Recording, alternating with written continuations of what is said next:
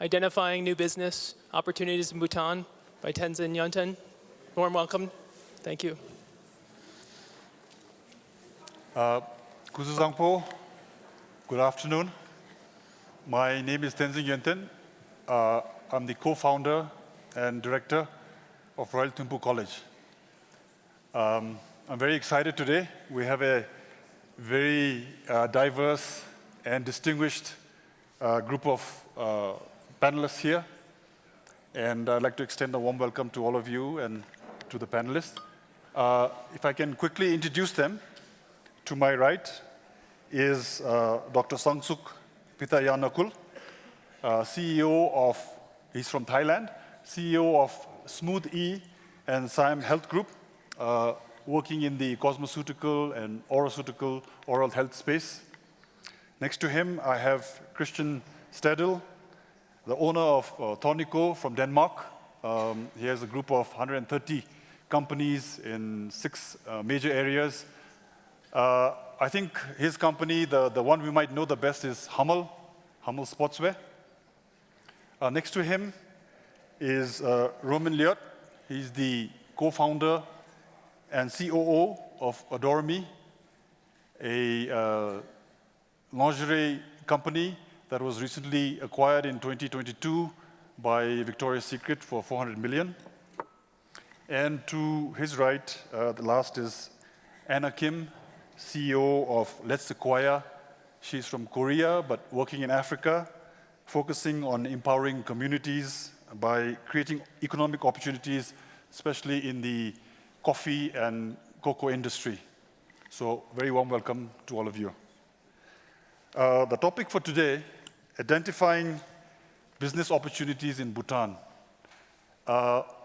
might sound quite generic and open-ended, and is almost like a 20,000-foot view kind of a question. And my job here today partly is to provide some context and background in the Bhutanese context, as well as try to bring the discussion down to a little more granular level, maybe a 10-foot or a 50-foot view. So when we talk about starting businesses in Bhutan, one of the first things you will hear people say is, oh, it's so difficult to start businesses. And in some ways, that's what entrepreneurs are there for, because problems provide big opportunities, and the biggest problem provide the biggest opportunities. So in that spirit, if I can just quickly list out some of the issues, and I'll ask then the panelists to see if they can address some of these issues. We often hear about how small Bhutan is and the scale, both on the demand side, in terms of customers. We have less than 1 million potential customers here in Bhutan, as well as on the supply side. If someone wants to do something, can they get the required raw materials, resources? We often hear about the cheap commodities and goods that we import from India, so you have to compete against that. We have, of course, infrastructure, logistical, and other constraints. So a long list, including financing and a variety of things. One of the things that I would like to start out with, perhaps, and again, goes to our background, is the culture. A lot of people would say that we don't have an entrepreneurial culture, that often in Bhutan, we don't take risks, we're afraid to fail. Whereas in the West, if you take $1 billion from your investors and burn it up, you might wear that as a badge of honor. But in Bhutan, you might actually be stigmatized. So how do we develop that entrepreneurial culture that is necessary? And so my first question, if I may ask Christian, is how do we build up, and the background for this question is that Christian is a judge on the show of Dragon's Den, which is the Shark Tank in Denmark. He's been there for many years and been looking and funding projects. And so how do we go from a culture that is very risk-averse and is afraid of failure to a more startup mentality? Thanks for this question. The great professor, psychologist Robert Sternberg, who's out of Stanford and now is the president of Oklahoma State, he was once asked, how do you create change also on an organizational level? And his the answer to the question was not very advanced, but simply he said, you have to decide that you want said change. So I think the first thing you have to do is to decide that you want to be a more startup savvy nation. And this is actually what we decided in Denmark around 15 years ago. Denmark and Bhutan have quite a lot of similarities. Bhutan are 38,000 square kilometers. Denmark are 42,000 square kilometers. We take turns in being the most happy country in the world. We don't have vast areas where we can do big-scale agricultural inline production. We don't have vast natural resources. We cannot compete on salary. And this also goes for Bhutan, which is shown by the around 60,000 guest workers we have in Bhutan. This shows that I don't think it's realistic to reduce salaries here in Bhutan to compete on price. So there's a lot of similarities. But what we did in Denmark was to say we want to be a startup nation. So first of all, from a governmental level, this was decided. Then we started to take action. What we did was, first of all, ease of setting up business. In Denmark today, you can start a company in less than 24 hours. This can be done online. More than that, the government gives free counseling, for instance, by the tax authorities about all the practicalities related to tax. We started to create a lot of accelerators around the country, a lot of startup hubs, a lot of co-working spaces to motivate and to entice startups. So these elements, I think, have played a pivotal part in terms of creating this, what we are today, a quite startup-savvy country with per capita some of the most startups in the world. Again, talking about the positive side in terms of commonality, we have free education in Denmark, which we also have here in Bhutan. And then we also have this flexicurity way and model in Denmark where it's quite easy to hire and fire. And that has also really been a pivotal part in terms of creating this startup mentality that is easy to hire, fire, and also quite easy to, if you go bankrupt with a company, start up again. And this is also what we talked about, Tai, and I think it is important that in Bhutan there's this kind of stigmatization in terms of going bankrupt is not a good thing. But this also has to be changed when we're talking about culture. Because as you all know, maybe some of you are skiers. When you ski, if you don't fall, you don't ski hard enough. And when you do business, sometimes you fail. I don't know how many times we in my group of companies have had smaller company subsidiaries gone bankrupt. So this is also part of the cultural change. And now you're also nice also to mention Shark Tank. And it maybe sounds a little bit strange and maybe playing, so to speak, my own guitar here, but that has also played a role in Denmark. Suddenly it became a viable option in Denmark because they could watch on TV that we were sitting there and investing and so on to be an entrepreneur. That was not a job option 15 years ago. You could be a lawyer, you could be a doctor, you could be a nurse, but it was not a viable job option. It is today. It is, I think, if you ask a girl or boy from Denmark on the street, what do you want to be when you grow up? I think 3 of the options, let's say 3 or 4 of the options that I will mention, would be to be an entrepreneur. So what about here in Bhutan, making a kind of Shark Tank on national TV? Once a year, His Majesty crowns the 3 best startups in this country. I think this will change the whole mentality of the country, and it will place entrepreneurial spirit and startup mentality to top of mind in the country. I think we need to think of our entrepreneurs as heroes. If you ask the young of Bhutan, I think the heroes are not necessarily business people or entrepreneurs, and I think that needs a cultural shift. Thank you for that, Christian. Can I add one thing? Yeah. I'm from France, and it's exactly the same effect as in Denmark. 20 years ago, when I graduated, nobody wanted to be an entrepreneur. It was a banker, consultant, civil servant, and now 3/4 of people want to become entrepreneurs. So it's possible to change the culture. Every country has their own culture, but this shift has been happening in many countries, and anything about role modeling will help. Voilà. Okay, thank you. So coming back to some of the issues we're facing here in Bhutan, I mentioned the scale. And the problem with the size of Bhutan is not just the demand, but on the supply side. So we have examples. I remember an entrepreneur, actually from my college, who graduated. They started harvesting essential oils. And they managed to get some clients, but the scale was absolutely different. They were producing in maybe the hundreds of liters, but the clients were interested in the thousands of liters. And they were working in a small community. So my question to you, Anna, you having worked in Africa with farmers and you know, this community-driven growth, which the past decade that you've done in Africa, if you can tell us a bit more about that and maybe how that might be applicable for these kinds of constraints that we face here when we are difficult to scale up, but there are opportunities that exist because people are very interested in Bhutan. So I started from Rwanda, which is very similar to Bhutan, landlocked country, very small. So in order for us to export, we have to cross the 5 nations by trucks or air flight, which is very cost.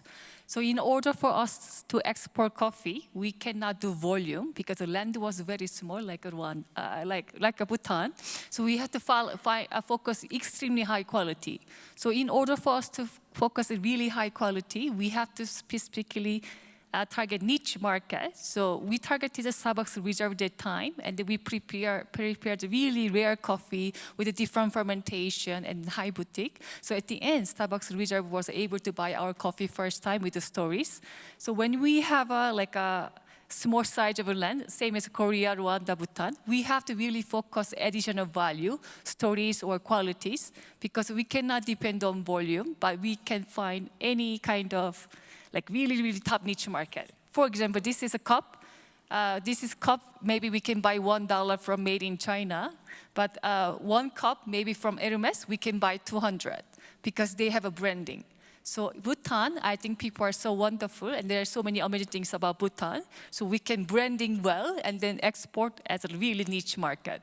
Does this make sense? Yes, yes. I think that's, I mean, my conversations with all of you, I think all of you are branding experts. I think the conversation has always gravitated towards marketing and how you can get the premium for your product. And I think that's a very interesting topic. I will circle back to that, but definitely something that we will touch upon. If I can, Dr. Sangsuk. Dr. Sangsuk is an entrepreneur who started a homegrown Thai industry, Smooth E, the skincare cream, dentist, so he's of the Siam Health Group. And what he has managed to do is actually replace a lot of the imports. And beyond that, now he's telling me that he's in 25 markets, in Korea, in Japan. And I'm just wondering whether that's a model that is applicable to us in Bhutan. We import more than $1 billion worth, about more than a third of our GDP. People say we are an import-driven nation. Can we replace some of the imports with homegrown products? And maybe if I can ask Dr. Sangsuk of his experience and his thoughts on this. Okay, that's a very good question. Yesterday, I was in Thimphu because I want to understand how people live, how they do the business. Then I have chance to talk to students after school. So I feel 4 or 5 students. Because I like the word entrepreneur city.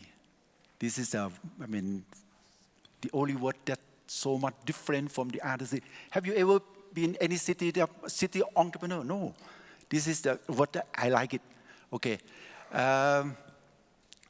So when the question is how this city can export something, I said a lot.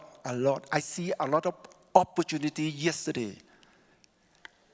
Okay, and then I asked the professor, one question is, most of the country, the entrepreneur, the SME count about, let's say in Japan, in Korea, they count about 60% of GDP for the SME.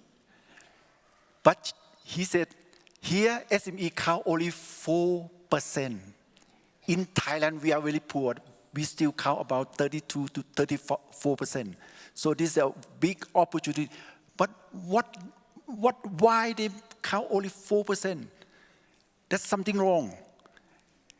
just now we're talking about the entrepreneur. You have to make a difference between business owner and entrepreneur. I know this very well because I have my school. I changed my job during past 10 years. I changed business owner to become entrepreneur. You know what happened? From business owner to entrepreneur, the sale go up 1,000 times, not 2 times. Why? What difference between the mindset of business owner and entrepreneur? Can we build entrepreneur from business owner? So yesterday, I walk in the walking street in Thimphu. I see a lot of business owner. I don't see entrepreneur. This is a very good one.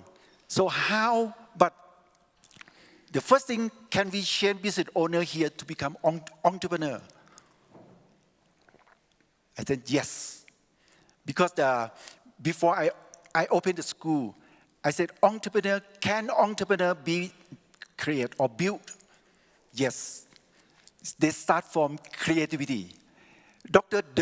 De Bono, you know Dr. De Bono? He's the one who teach people on the creativity. You know, the invention cycles, they start from imagination.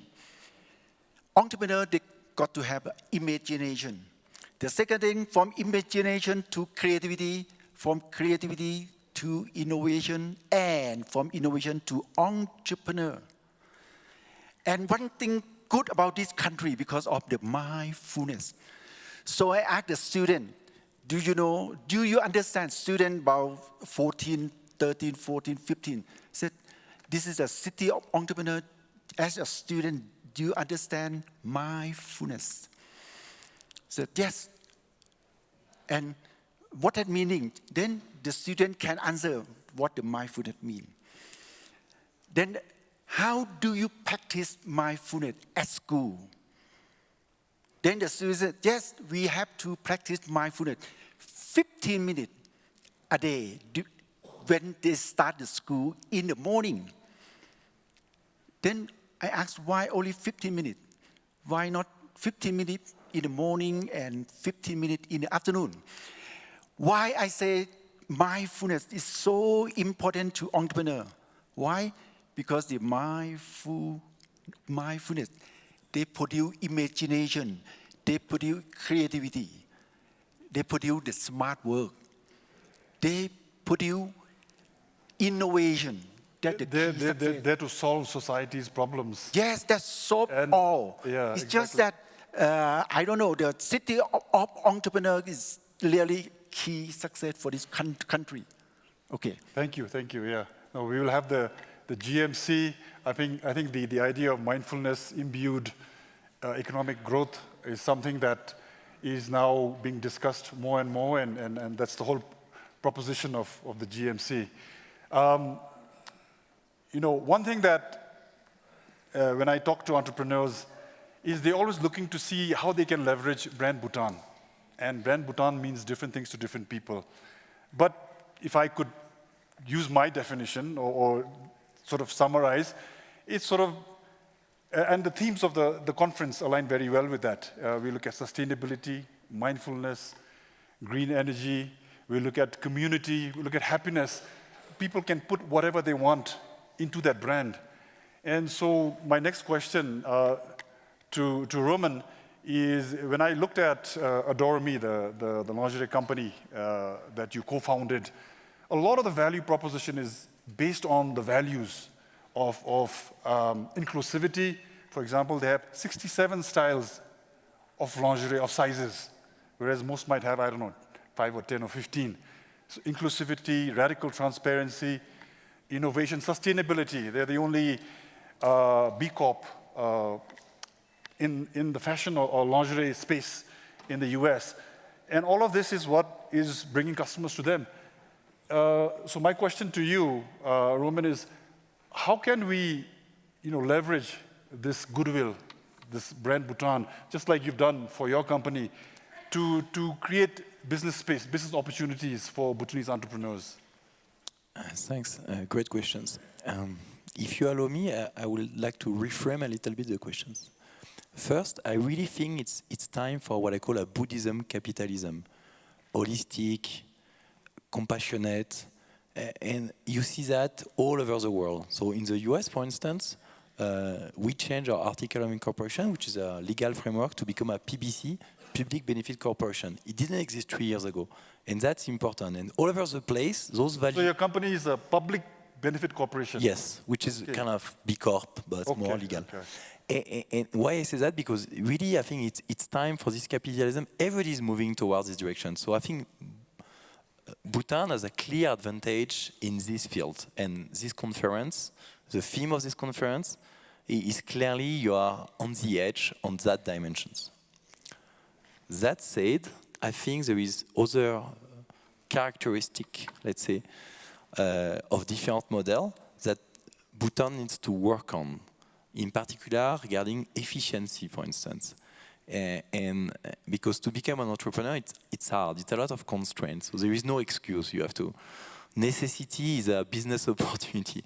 So and it touches many aspects. It's about risk taking, which is embedded in the culture, acceptance of failure.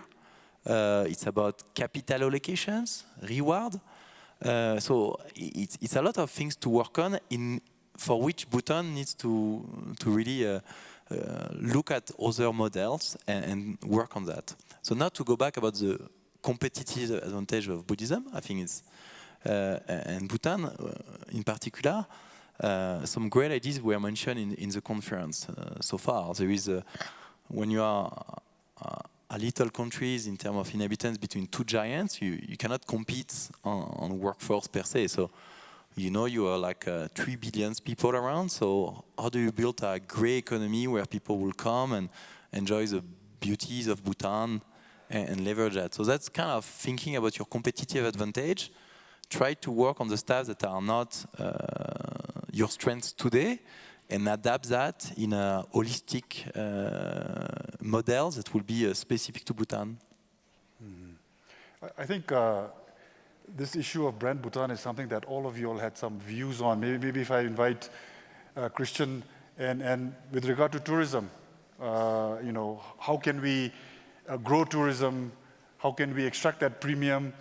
In the other session, I was hearing about a proposition for Bhutan being the ultimate luxury destination. Is that possible? And what do we need to do? What products and services do we need to make available to tourists so that we can extract as much of the tourist dollar as we can? Yeah. Very relevant question. Thank you very much for that also. Just to elaborate very quickly on my two great co-panelists and what you said. First of all, when you go to Roman's lingerie brand, please don't open the website when you are in your office. Please don't. I did that, and my colleagues, I thought I was looking at something else. That was just one thing I wanted to say. So now all the men are going to be opening the website. On meditation, just to make a quick touchdown there also, I think it's a very good point you have. Ray Dalio, who created the biggest hedge fund in the world, Bridgewater, who's amongst the 100 most wealthy persons on earth, for whatever that's worth. He was once asked, and he also includes it in his book, Principles, actually a very good book, what made you a success? Again, the biggest hedge fund founder in the world, his answer was one thing, above all else, was meditation. Because of my meditation, when I negotiate, when I am engulfed in this chaos of running a global business, I feel like a ninja in a street fight, and that's only because of meditation. So I just want to touch down upon that. I think the whole discourse about tourism is so very important. Besides hydropower, of course, being a very big revenue driver for us, but not being a very big employer. Besides digitalization, which we are hopefully also going to touch down upon. Besides the GMC, the Mindfulness City, and our ability to attract companies that want to set up shop there because of the ease of doing business, also with neighboring countries, because of also our bilateral and free trade agreements with the neighboring countries. I think, besides what I just mentioned, that tourism is an area that still has a lot of potential. a lot of potential. I've had the pleasure to have some discussions about this topic also with the former Prime Minister here and also His Majesty. And there's a whole issue on the visa, the sustainability, you can say amount. The STF, yeah. Yes, for just being in the country. And I'm of the opinion that it's, if we start there, still a little bit in the high end. I remember I used the example towards the former Prime Minister that if you have a school teacher in Denmark who's culturally interested and wants to go to Bhutan, she cannot afford it. So, and I think that's... So what you're saying is you're thinking that the $100 SDF per day is a little high? I think at least we should maybe look to a further degree at some increased price elasticity in terms of maybe making an option of contributing if you want to. You know, if you feel that you have the money, you can add extra, you know, when you come in for sustainability projects here in the country. But I think at least we should look at the elasticity in terms of the pricing. More than that, today tourism very much, it is probably the highest end tourist destination in the world, which is great. But we also have these very expensive hotels like Amman, Six Senses, which are like cocoons. People go there, many of them with their private jets, they stay there, and they don't go around so much. I think what happens outside the hotels can be improved. I think we can do better in Bhutan. I've looked at some tourist cases from Colorado. Talking about startups, you know, there were a lot of areas in Colorado. Telluride is one example. Cities, areas where they didn't have any startup mentality. They didn't have any tourists. So what they did was they changed the startup mentality. They created startup hubs, accelerator programs, and then suddenly you saw within the tourist industries, and we saw people starting to look at the assets. What did they have? They had the rivers, they had the mountains, and they started to create startups related to that. And it's exactly the same I think we can do here.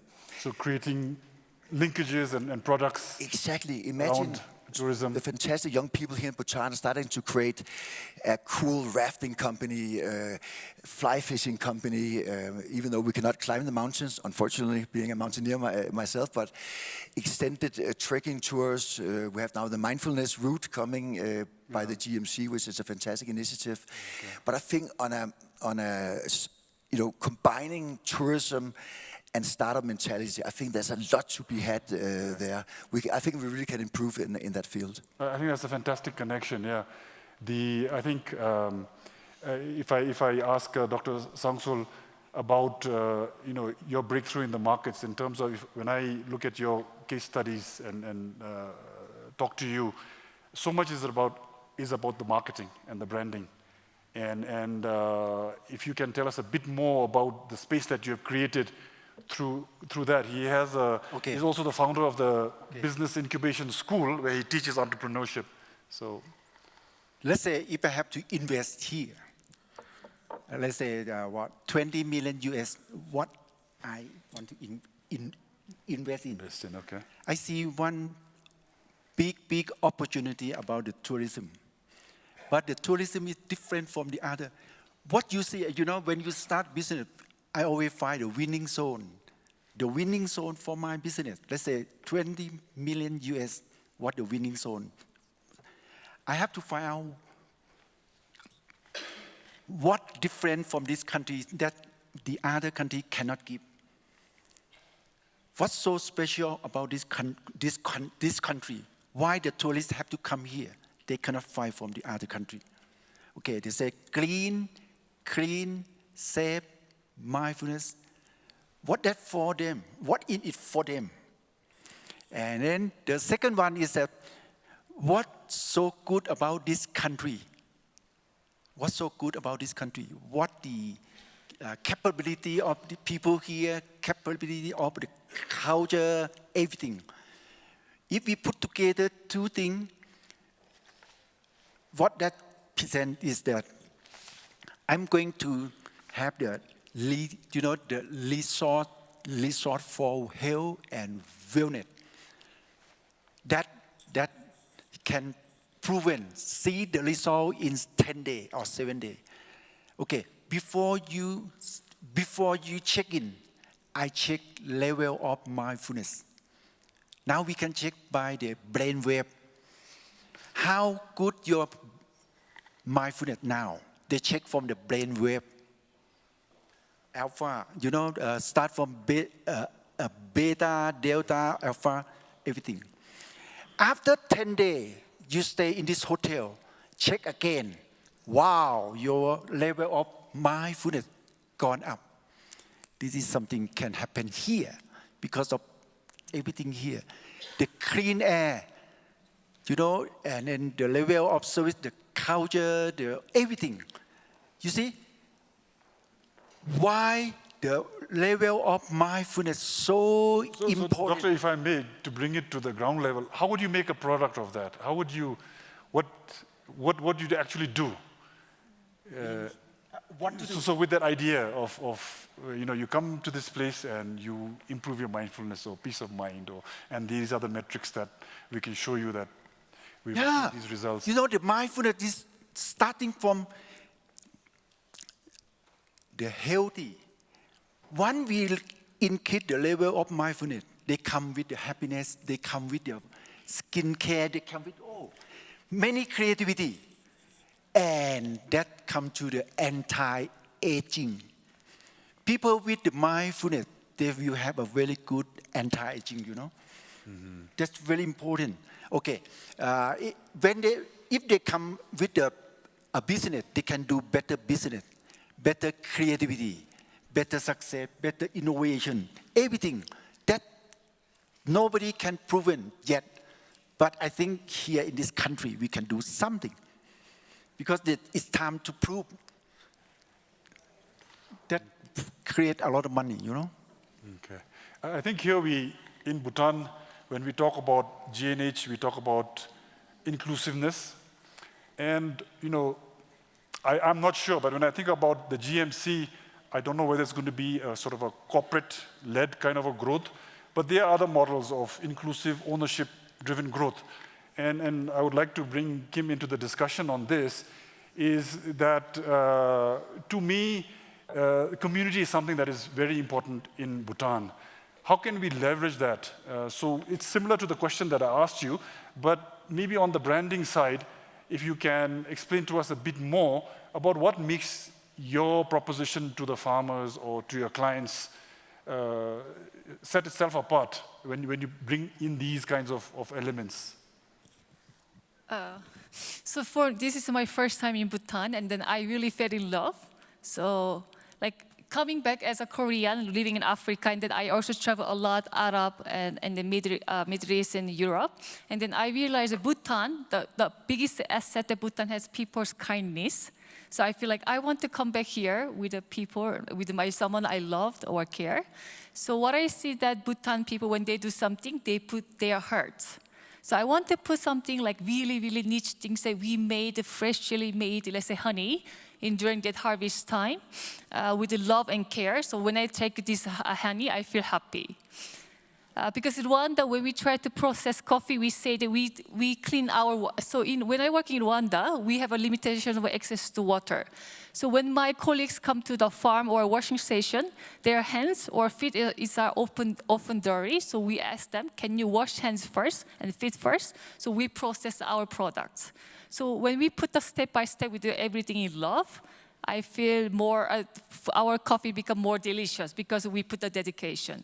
I think this is something can done in Bhutan because when people see Bhutan, it's like happiness. But product we can really explain. I don't explain because when you take it, you feel it. It's not from the mass production. So this is, I think, the branding we can approach to Bhutan to make a boutique. Okay. Yeah? Okay, yeah. Thank you. I think if I shift the discussion slightly, one of the things that when economists look at our private sector and our economy, one critique that they have is that there are very little linkages. So things are done in isolation. So for example, the farmer just produces the potatoes or the betel nut or the cardamom. There are very little network linkages downstream. in terms of value addition or private product diversification or cold storage or even retail. And backward linkages as in, for example, R&D or seeds or agrochemicals or machinery or even financial products like insurance for crops. And so this is, economic activities are happening in isolation. And actually the strength of a strong economy is the number of network linkages that you have, where the linkages are very strong and the economy is interconnected. And this is something, because of that lack, that's actually an opportunity. So I'm just giving the example of farming, and farming is actually very important because about 50% of our population engage in farming, but they contribute to, I think, less than 15% of the GDP. But are there opportunities like that? So I'm thinking not just business to consumers, but even business to business. So again, another point is when businesses start, they don't find the support. They don't, they have to hire from outside, whether it's IT support or accounting, auditing, these kinds of things at a B2B level. So maybe I'll open the floor for anyone who wants to take this question about, what are the opportunities that lie in this space, given the lack of connections and so the plethora of opportunities that exist in this field. Can I add one? Let me add one thing about the Bhutan brand. I really like this one because when talking about the brand, you start from differentiation. What this country can differentiate from the other country in the world. What other country cannot give just like Bhutan, and to what segment? That's very important. Okay, we talk about the farmer. The farmer, because when I have breakfast, I have dinner, I see the farmer product here. I try to compare the farmer product here to other country. Then we need what? We need farmer Pinot. We need farmer with entrepreneur. Farmerpreneur. So farmer and entrepreneur. Farmer and entrepreneur. Because farmer without entrepreneur mindset and spirit still far away. So we have to change the farmer. We have to add entrepreneurial mindset and spirit to farmer. Then they start to have a creativity. They start to have innovation. So back to Bhutan brand. What is the most important differentiation from Bhutan to the world? We need only a few words, one or few words. I think this good thing is happiness. The first, I think 10 years ago, they said GPN, right? GDN. GDP, yeah. Yeah, that's interesting. The rich people around the world, they love happiness. They want to, why, when they come to this country and then they can have happiness where they cannot find from the other country. That's very important. Because here we see the clean, safe, yes, yeah. The culture, natural, where we cannot find. If we compare Bhutan to Switzerland, maybe Switzerland in, 50 years ago, or 100 years ago, something like that. No resort, only people, small amount of people. The high value and low volume is a 7-star retreat. So that's the theme of our tourism actually approach of high value, low volume. Anyway, I'll pass it on to you, Christian, here too. Yes, and just elaborating on the tourist part, because I didn't mention that before. This year we will have around 116,000 tourists in Bhutan. Before COVID, we had around 300,000. To make it very, very concrete, I believe that we, without catering to a low-end backpacker crowd, as we see in Nepal and Bali and other places, I think we can reach a max of around 500,000 tourists into Bhutan per annum without destroying our low volume, high quality ethos here in this beautiful country. In Denmark, we have an amusement park called Tivoli, that is only 2 square kilometers. In Tivoli, per annum per year, there's 4.5 million tourists in 2 square kilometers. Here we have 38,000 square kilometers. I think if we do it right, we can reach a level of 500,000 tourists a year, and that would really add to our revenue. But the most important thing when it comes to this topic of today, which is how can we grow the Bhutanese economy. We have the new 5-year plan. We want to double from $2.5 billion GDP per year to $5 billion per year GDP. The next 5-year plan until 2034, we are even more ambitious. Yes.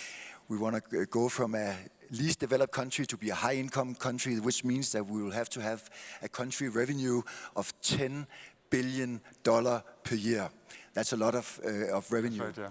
And I think, besides we have the hydropower, we have discussed tourism, I think the pivotal thing, and I really believe this into my heart, is the digital transformation.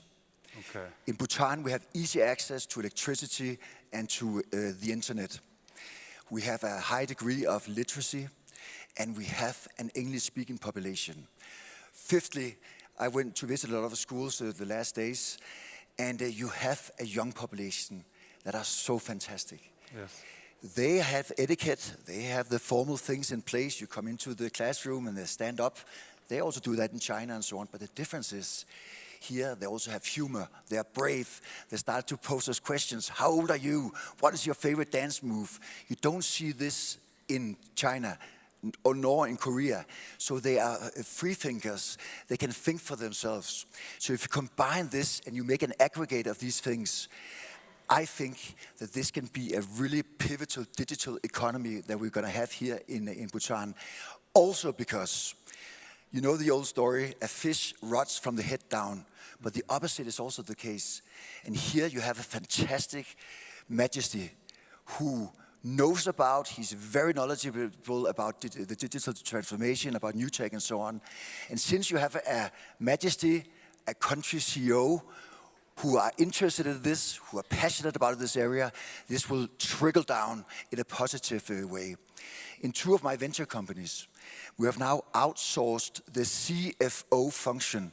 So we have in one of them, All United, Prisna sitting in India, in Bangalore. We pay her $5,000 a month to do our accounting. She also worked for 2 other companies. So that's a high salary as compared to $4,000 average per capita GDP. She lives in India? She lives in India. I never met her. She participates. So do we have any Bhutanese here who would like? Yeah, exactly. Because again, the per capita GDP right now in Bhutan is $4,000 a year. So imagine that with this example, I never met her, she's in our Teams meeting and she does an exquisite job. Why, she's called Prisna, why could Prisna not... She's a real person. She's a real person. Okay, not AI. Why could Prisna not be sitting in the Thimphu Tech Park?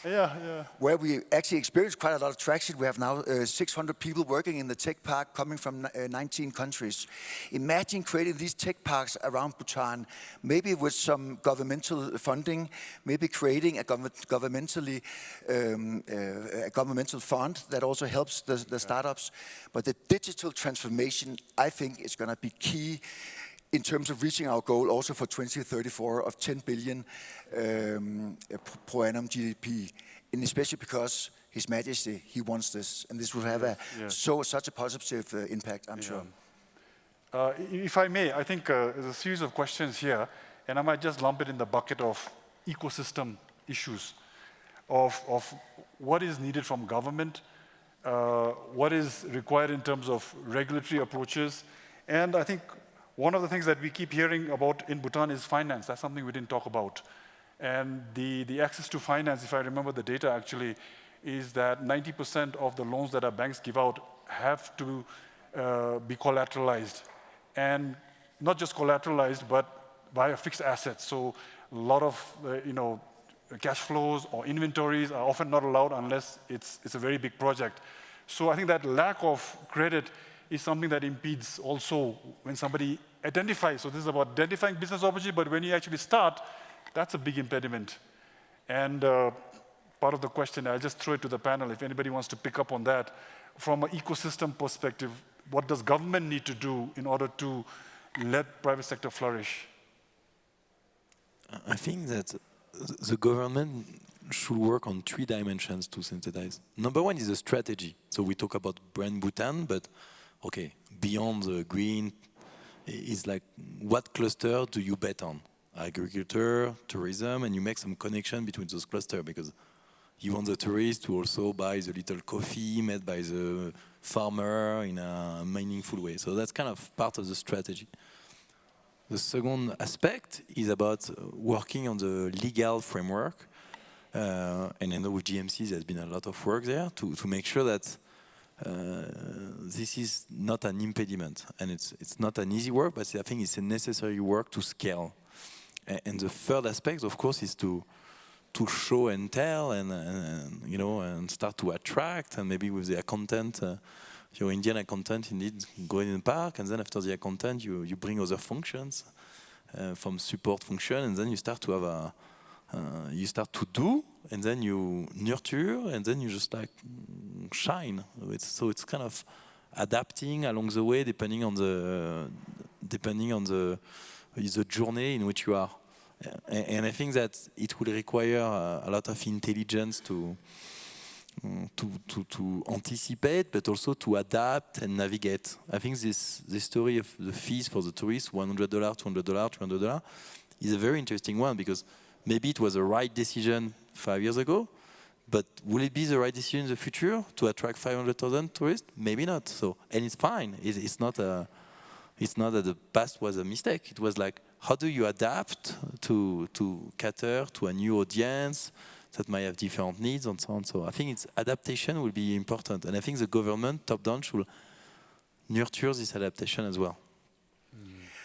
In Denmark, to use that as a benchmark again, and I just touched down upon it very briefly before, we have created a growth fund that helps startups in terms of their funding. They have different models. They give loans, low-interest loans. They also go in as an investor.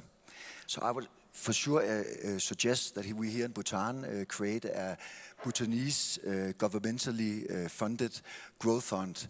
Could even be tied into the Shark Tank idea we talked about before, okay, that the winners get funding from this fund. And of course here in Bhutan it should not be called Shark Tank, it should be the Dragon's Den, because we're in the land of the Thunder Dragon. So, yeah. But that has also played a big role. No, I think that's a space that is missing here, sort of the venture capital VC area. Yes. Is something that has not picked up. And that's a gap that's definitely missing. So in most of the financing, you have to go to the banks, and then they have their KYC and so many requirements set up by the central bank. Yes. And that is definitely an impediment. So I think one valuable idea maybe for government officials sitting here, if we need to grow the private sector and create more opportunities, definitely I think financing. And it can also become a good business opportunity for the government. We've seen that with the Danish Growth Fund. They have been a part as an investor of some of the most successful exits out of Denmark. Yes. Like Mir Robots, a robotic company that earned billions of kroner to the government of Denmark, just as an example. Okay, I'll just give... So for me, as a Korean startup in Africa, access to finance was really difficult, but I was lucky that I had a Korean government, so I can loan the money with a low interest rate, which was 0.2%. And then after I make some revenue, I could leverage 70% loan from the revenue, so I could keep growing our company without any external venture capitals or investment. And plus, they give a great incentive. So whenever, like, I'm as a being female entrepreneur and as an exporting company and they earn the US dollar, they were able to give us incentive like tax cut. So I was very happy the governments are very supportive. But our Korea country, we don't like failure, so they give a hard time when they fail. But they really give a great incentive for access to finance. So. We know, we have all seen Squid Game. Yes, yes. Yeah, we want to be in the Squid Game. Maybe one idea could also be leverage the expat community. I know that in France, that again was not an entrepreneur country for many years, a lot of the business angels are actually French people that went abroad in the UK, in the US, and invested back in the economy. So you have a lot of Bhutanese actually that start to have dollar available, Australian dollar sometimes. Yes, And I think they will be happy to do that, but it's not easy to source. So there is some kind of incentive mechanism where they put $5,000, and like many people do that to help to develop the Bhutanese economy. I think they will be happy to contribute back to the society in a different way, and it can be a good capital pool available, actually. Okay, I'm been given the sign. So I think we need to end here.